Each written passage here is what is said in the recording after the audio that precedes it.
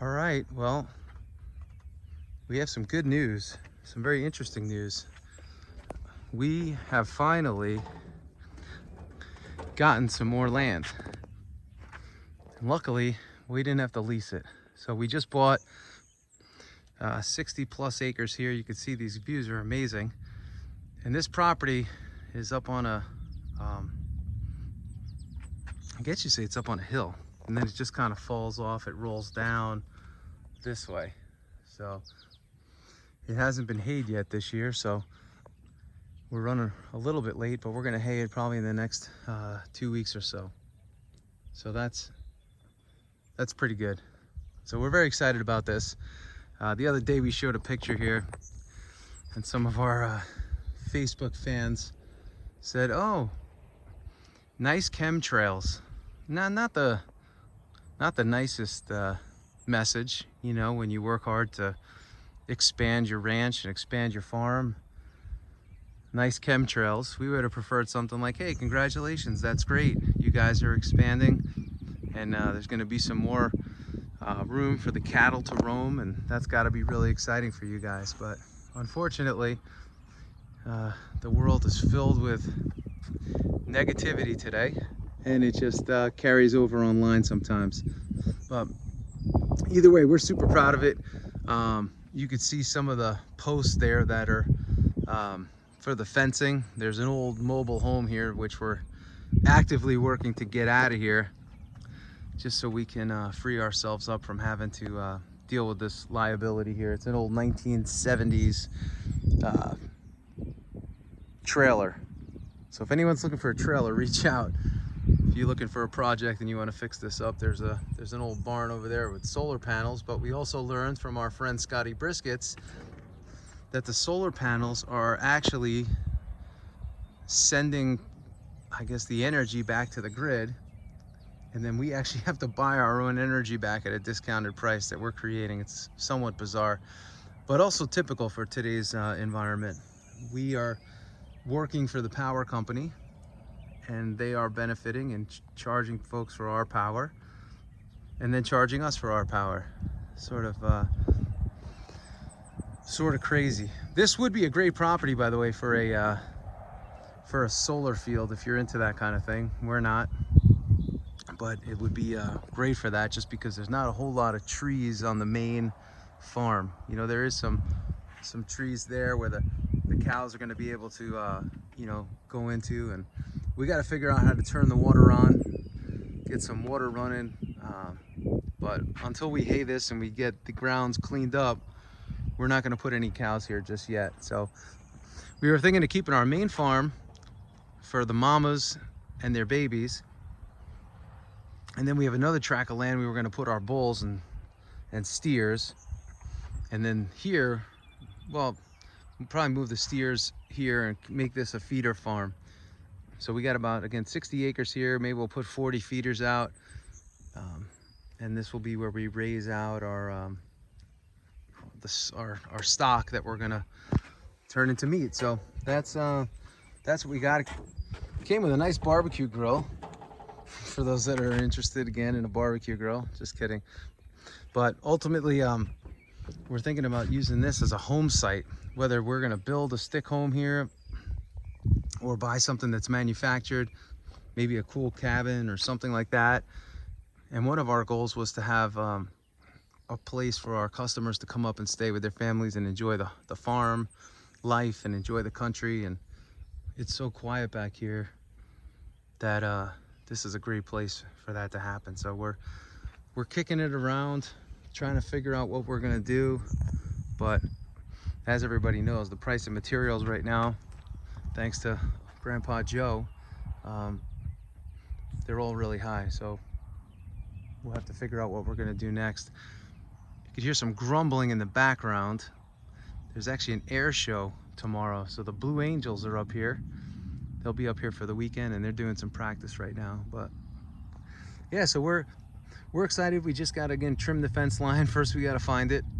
We gotta get some electricity going here, and then we gotta get the water going. I've thought about digging a pond too. That's something we've thought about, just to have a an endless water supply instead of having to come over and fill up the tanks every day. And you know, for us, what's interesting is, like, you know, with our farm, everything's right in front of us. The cows are in front of us every day, the pigs are in front of us every day, the chickens are in front of us. So this will be the first time that we have animals basically 5 minutes away.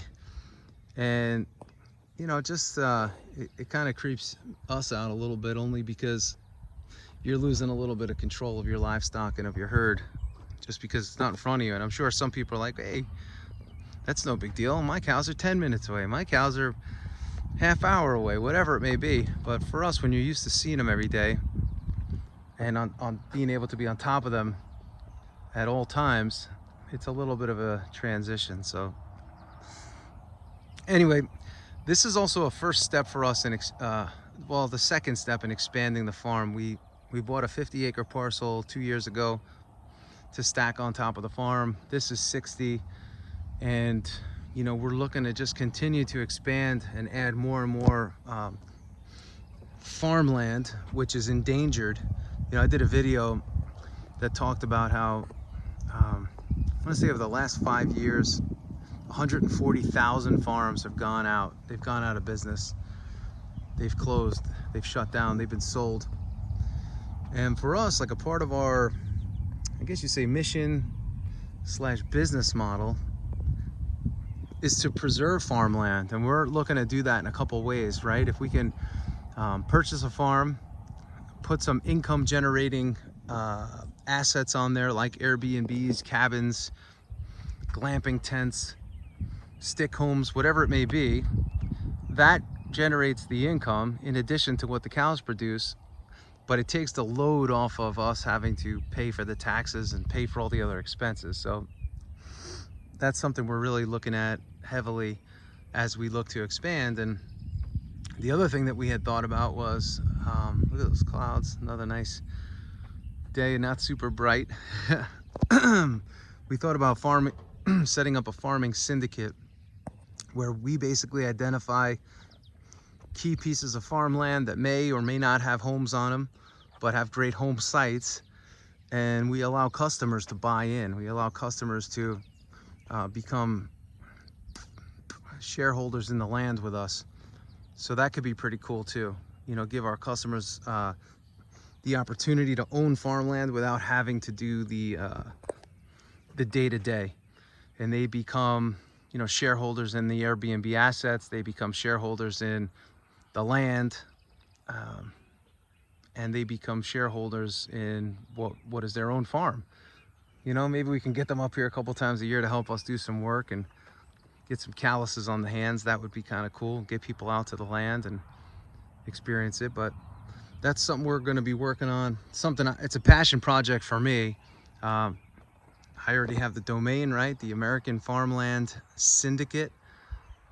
And our goal is to buy back American farmland and preserve it, put assets on it that are income generating, and then get the cows on them, get sheep on them, on those farms.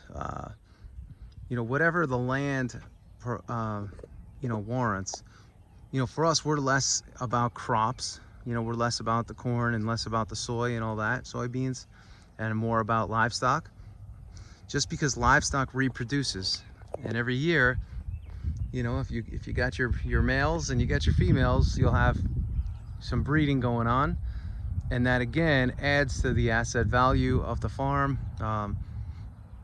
Not just the asset value of the farm, but it makes that individual parcel a business of its own, where the shareholders can benefit not just from the increased value of the land, but from also what the land is producing. So we're super excited about that. So those are some opportunities that we have coming down the line. Just wanted to come out here and show you this beautiful piece. Look at this beautiful view. We're really excited about it. That's a nice tree, but it's got to come down. It is it's obstructing our view, and we can't have that. But ultimately, over the next couple of weeks, we'll be getting this right. We'll be getting this trailer out of here. The grill, like I said, if you guys want it, let us know. And we'll be going from there. But anyway, just wanted to share today what we got going on. I told you we were going to be working hard to grow, and that's what we do.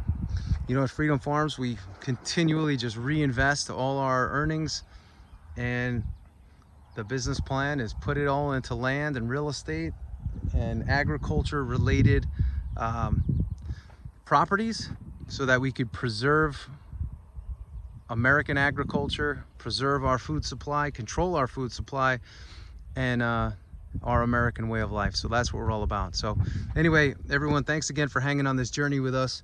We really appreciate it. Lauren and I, we appreciate it. If you need meat, we are freedomfarms.com.